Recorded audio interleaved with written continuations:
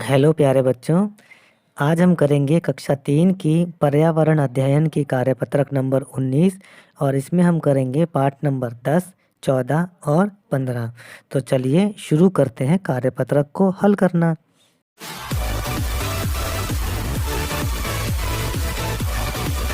प्रश्न नंबर 1। प्यारे बच्चों, हम खाने के लिए पौधों और जानवरों पर निर्भर होते हैं।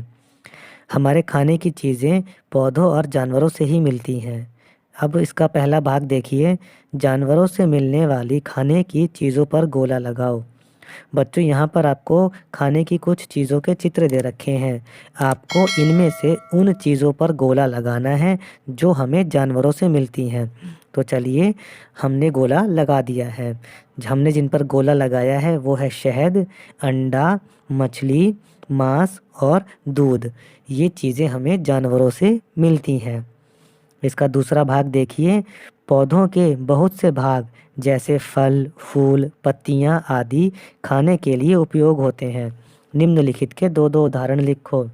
इस प्रश्न में बताया गया है कि पौधों के बहुत सारे भाग होते हैं। उनमें से कुछ भाग फल, फूल, पत्तियां आदि, इनको हम खाने में उपयोग करते हैं। अब आपको बताना है पौधे जिनकी पत्तियां खाई जाती हैं, तो वो हैं पालक और मेथी।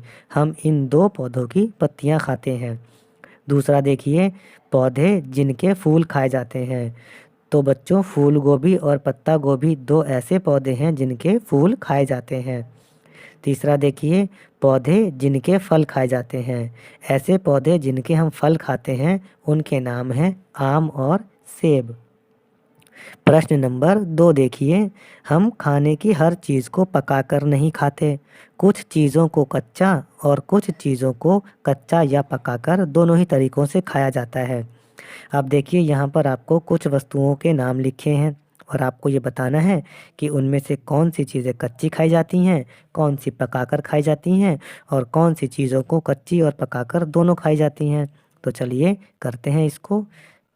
कच्ची खाई जाने वाली चीज़ें हैं खीरा, प्याज, मटर, मूली, गाजर, टमाटर और नींबू। पकाकर खाई जाने वाली चीज़ें हैं आलू, चावल, बैंगन, भिंडी।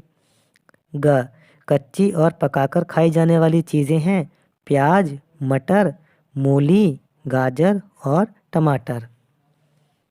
दूसरा भाग देखिए। हम खाने को कई तरह से पका सकते हैं, जैसे भूनकर, उबालकर, तलकर या सेककर।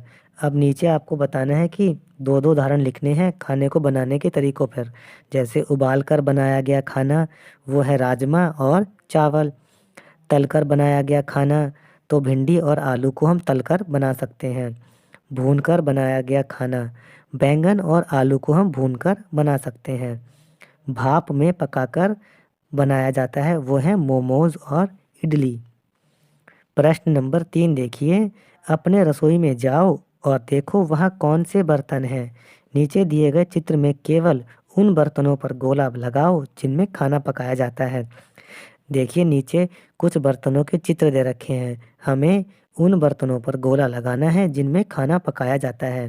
तो ये देखिए, हमने उन बर्तनों पर गोला लगा दिया है जिनमें खाना पकाया जाता है। अब पहला भाग देखिए। बर्तन किन किन चीज़ों के बने होते हैं। तो बर्तन स्टील, तांबा और एल्यूमिनियम के बने होते हैं। दूसरा भाग देखिए। क्या आपके घर में मिट्टी के बर्तन हैं? उनके नाम लिखो। बच्चों, मेरे घर में मिट्टी के बर्तन हैं। मेरे घर में घड़ा है जो मिट्टी का बना हुआ है। आपके घर में अगर कोई और भी बर्तन हो जो मिट्टी के बने हो तो आपको यहाँ पर उनका नाम लिखना है। प्रश्न नंबर 4 देखिए। खाना को पकाने के लिए कई तरह के चूल्हों का उपयोग किया जाता है। यहाँ पर आपको नीचे दिए गए चूल्हों का उसमें उपयोग होने वाले ईंधन के साथ मिलान करना है। तो कुछ चूल्हों के नाम दे रखे हैं, चित्र दे रखे हैं और उनमें प्रयोग होने वाले ईंधन के नाम दिए हैं। आपको ये बताना है किस प्रकार के चूल्हे में कौन सा ईंधन इस्तेमाल होता है। तो चलिए करते हैं। मिट्टी का तेल इस्तेमाल होता है स्टोव में। कोयला और गोबर के उपले इस्तेमाल होते हैं अंगीठी में। गैस इस्तेमाल होती है गैस स्टोव में और बिजली इस्तेमाल होती है हीटर में। अब सोचो और लिखो। क आपके घर में उपयोग होने वाले चूल्हे का नाम लिखो। तो बच्चों, मेरे घर में उपयोग होने वाले चूल्हे का नाम है गैस स्टोव। ख, आपके घर में खाना कौन पकाता है? मेरे घर में खाना मम्मी पकाती हैं। ग, आपके घर में खाना सब लोग एक साथ मिलकर खाते हैं? हाँ, मेरे घर में खाना सब लोग एक साथ मिलकर खाते हैं। तो बच्चों, ये हमने यहाँ पर अपनी कार्यपत्रक कंप्लीट कर ली है। अन्य विषयों की कार्यपत्रक के आंसर के लिए आप हमारे चैनल पढ़ो इंडिया को सब्सक्राइब ज़रूर करें। धन्यवाद।